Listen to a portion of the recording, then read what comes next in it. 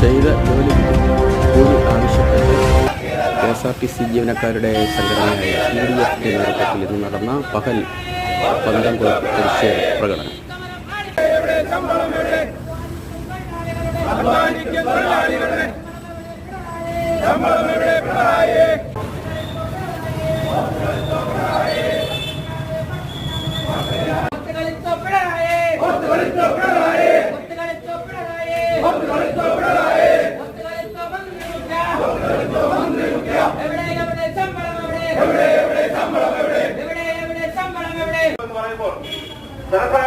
പറയുമ്പോൾ ഈ ധനസഹായം നൽകുന്ന 1 രൂപ പോലും ജീവനക്കാരനോ അല്ലെങ്കിൽ പൊതുസമൂഹത്തിനോ ലഭിക്കുന്ന തരത്തിൽ പിഴിയാവുന്നതിന്റെയും മാക്സിമം പിഴിഞ്ഞ് വിദേശ ടൂർ.